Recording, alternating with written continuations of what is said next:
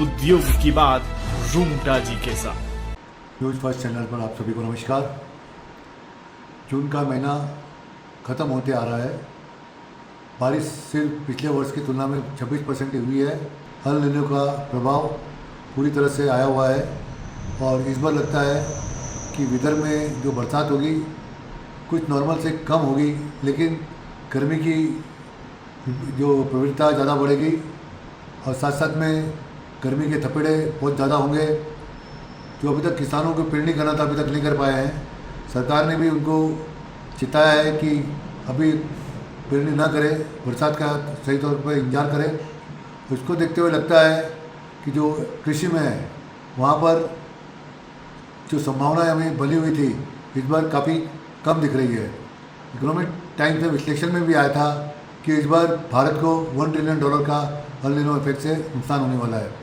आज विदर्भ में स्थिति ऐसी है कि बहुत जगह पानी की उपलब्धता है और देखा जाए तो मराठवाड़ा में वो स्थिति नहीं है, इसलिए वहाँ पर काफ़ी अल नीनो का इफेक्ट ज़्यादा पड़ेगा।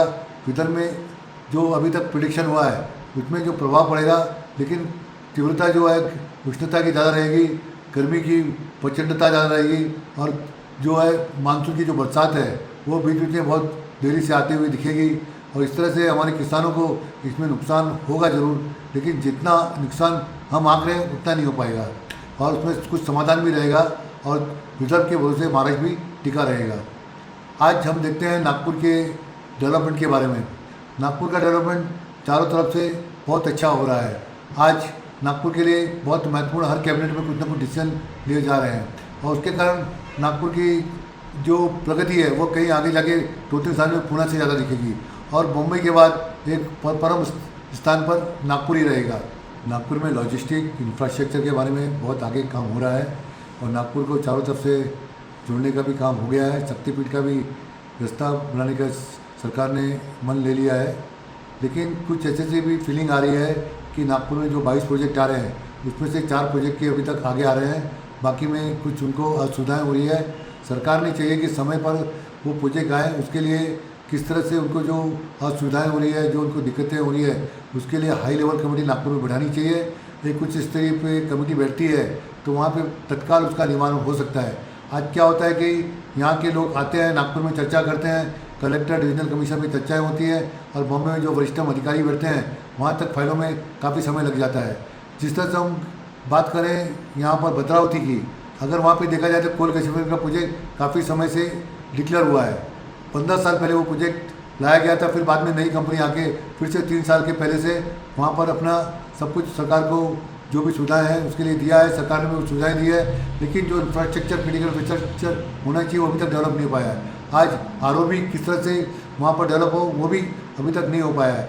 मुझे ये जानकारी मिली है कि अभी तक सरकार ने क्रिटिकल इंफ्रास्ट्रक्चर फंड में जो आगे कदम लेने थे अभी तक ले नहीं पाया है, जबकि सीएम काफ़ी इसके ऊपर सीरियस थे। उन्होंने खुद अधिकारियों से बात की थी।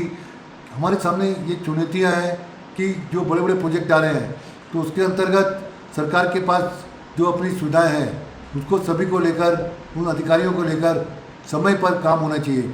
अभी हाल ही में यहाँ पर चंद्रपुर में वैसे हुआ कि 4 बड़े स्टील प्लेयर आए, उन्होंने सरकार से मांग की कि हम जल्दी प्रोजेक्ट लाना चाहते हैं, भूमि अधिग्रहण करना चाहते हैं। अभी नोटिफिकेशन हो गया है गोंडपिपली में, लेकिन जो स्थिति दिखती है वो कम से कम 1 वर्ष के उपरांत ही उनको ज़मीन मिलेगी। तो जो कुछ भी बड़े कॉर्पोरेट सेक्टर के प्रोजेक्ट आते हैं उनकी अवधि बहुत कम होती है कि वो चाहते हैं कि सीमित अवधि में हम ज़्यादा से ज़्यादा काम कर सकें और अपने जो निवेशक है, जो बैंकर्स है, उनको बता सकें हम प्रोजेक्ट ला रहे हैं। सरकार के सामने दूसरी अड़चन है कि जो आयरन और माइंस है उसकी उपलब्धता कैसे होगी, कहाँ होगी। सरकार के पास 17.8 मिलियन मेट्रिक टन जो है वो आयरन ओर की उपलब्धता गढ़चिरौली डिस्ट्रिक्ट में है, जबकि महाराष्ट्र में 260 million metric tonne iron ore उपलब्ध है। लॉयड के पास उपलब्ध है, लेकिन एक माइन से पूरा काम नहीं चल सकता। एक कोई प्लेयर के साथ कोई इतनी बड़ी इंडस्ट्री नहीं आ सकती। लॉयड हम जानते हैं कि उन्होंने पूरी तत्परता से, बहुत निष्ठा से काम किया है और आज जिस तरह से, जिस स्पीड से लॉयड ने एक लोगों को दिशा दी है कि यहाँ पर हम विपरीत स्थितियों में किस तरह से आज इस तरह की गढ़चिरौली को हम आगे लाए हैं और स्टील हब को सरकार के लिए एक मानस बना लिया है कि यह स्टील हब पूरे भारत में नंबर 1 पर आएगा। वो सब जो देन है लॉयड मटेरियल की देन है, उसमें सबसे बड़ा योगदान राजेश गुप्ता जी और बी प्रभाकरन का है, जिन्होंने बहुत ही छोटे समय में लॉयड मेटल में जब शुरुआत यहाँ पर हुई आयरन ओर माइंस की, तो उस 2-2.5 साल में उन्होंने उस उपलब्धता को लोगों तक जो माल है दिया, पिलट भी दे रहे हैं और लोगों को JSW बाकी बड़ी कंपनी को ये बता दिया कि गडचिरोली पहले जैसा नहीं है, अब वो स्टील बनाने में बहुत सक्षम है। दूसरा, हम चाहते हैं कि स्टील सेक्टर कोऑपरेटिव बेसिस पे भी आना चाहिए। सन ऑफ सॉइल को भी काम मिलेगा।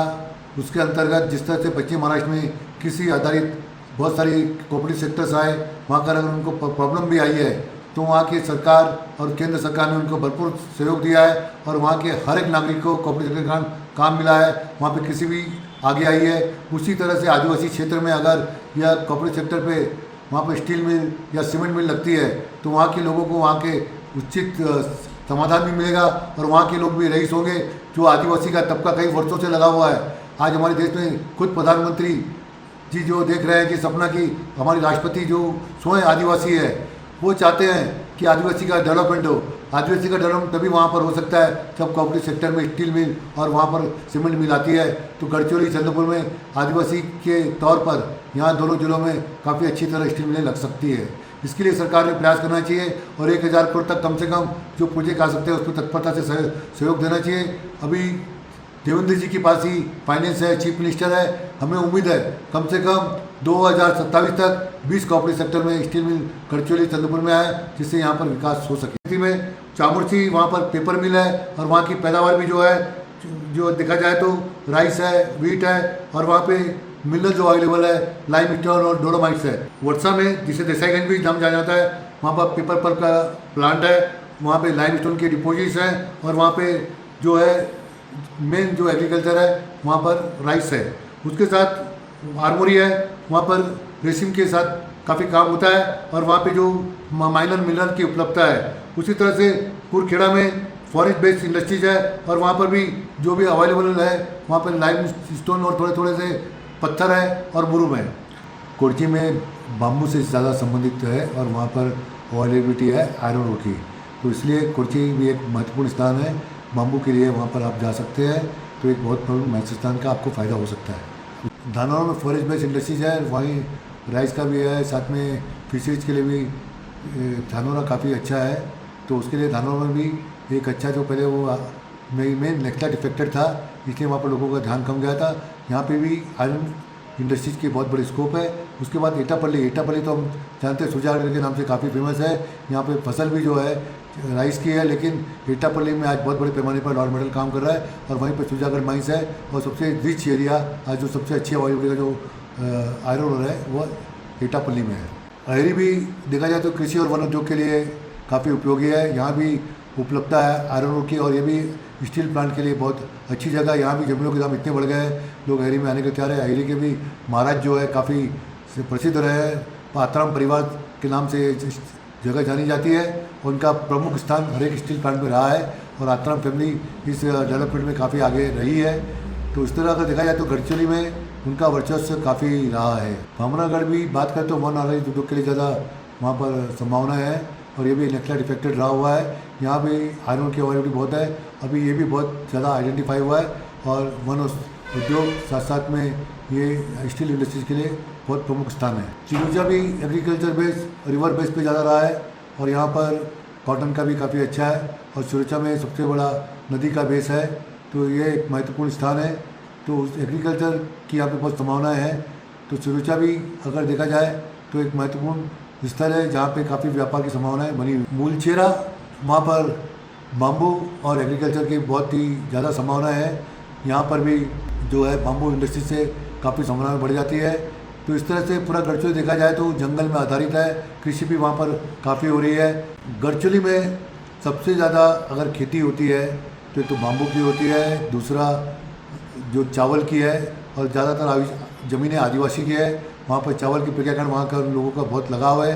लोग वहाँ पर ये भी चाहते हैं कि ज़मीनें नहीं जाए, लेकिन जो डेवलपमेंट आ रहे हैं तो उसमें ज़रूरी है कि ज़मीन भी उनके साथ साथ वहाँ के रोज़गार भी उत्पन्न करे और वहाँ पर जो राइस मिलें उसके ऊपर लगी हुई है उनके भविष्य को भी वहाँ पर जो स्टील मिले हैं उनको देखना चाहिए। और जिस तरह से प्रशासन काम कर रहा है गडचिरोली के लिए, आज ज़रूरी है कि गडचिरोली जिले में स्वयं सीएम पालक मंत्री है और आशीष जायसवाल जी सह पालक मंत्री है। इस क्षेत्र का विकास की जो संभावना है पूरे महाराष्ट्र में मुंबई के बाद आका जा रहा है, तो ज़रूरी हो जाता है कि गढ़चिरौली ज़िला आज जो सभी संभावनाएं बनाया हुआ है उद्योग के लिए, तो वहाँ पर जो आयरन बेस्ड इंडस्ट्रीज और पर्टिकुलर सीमेंट बेस्ड इंडस्ट्रीज को प्रधानता मिलनी चाहिए। उसमें जिस तरह हमने चाहा है कि तभी वो संभव हो सकता है जब सरकार समय पर निर्णय ले और लोगों को विश्वास हो जाए सरकार का सक्षम निर्णय लोगों को तत्परता से वहाँ पे ला रहा है, और वहाँ पर अगर मिनी मंत्रालय काम करता है तो ये सब चीज़ें आसानी से सॉल्व हो सकती है। जो लैंड एक्विजिशन का इश्यू है वो जल्दी से जल्दी होना चाहिए, क्योंकि लोगों का वहाँ पर बहुत आक्रोश बना हुआ है कि ज़मीन हमारी सस्ती रेट में कर रही है और आपको क्या रोजगार रहेगा, वो भी समाधान करना बहुत ज़रूरी है। इस सभी स्थिति को देखते हुए अभी हमारे सामने यह है कि विदर्भ जो इतना चैलेंजेस है वो डेवलप हो रहा है, उसके डेवलपमेंट में बहुत बड़ा स्थान राज्य शासन का है। राज्य शासन ने कल ही यानी इसी सप्ताह एक कोल गैसिफिकेशन और ग्रीन स्टील के ऊपर मुंबई में रोड शो किया, उसमें हमारे कोयला मंत्री भी थे। ये कोल गैसिफिकेशन प्रोजेक्ट भी समय पर आनी चाहिए और तत्परता से आनी चाहिए, और उसको किस तरह से सुझाव दे सकते हैं। अगर वहाँ पे लोकल व्यक्ति का इसमें इन्वॉल्वमेंट हुआ है तो सरकार ने भी चाहिए उस लोकल व्यक्ति का जो इन्वॉल्वमेंट है उसके लिए सही तौर पर उसको भी जो मिलना चाहिए उसकी कीमत सरकार ने दिलवानी चाहिए, क्योंकि बहुत ऐसे लोग हैं जो स्थानीय लोगों का पक्ष लेकर उनका सहारा लेकर अपना फ़ायदा तो उठा लेते हैं, बाद में उसे भूल जाते हैं। तो उस सरकार को उस चीज़ों का भी ध्यान रखते हुए स्थानीय स्तर पर जो भी असमाधान अगर होता है उसको निस्संदेह संतोष देते हुए आगे के विकास के लिए जाना चाहिए। हम पुनः विदर्भ विकास के लिए अगले ज़िले के बारे में भी चर्चा करेंगे। तब तक के लिए नमस्कार, और उम्मीद करते हैं कि बरसात अच्छी हो, सब खुशहाल हो और गर्मी की तीव्रता कम हो। अगर आप ये वीडियो YouTube पर देख रहे हैं तो हमारे चैनल को सब्सक्राइब कर बेल आइकन दबाएं।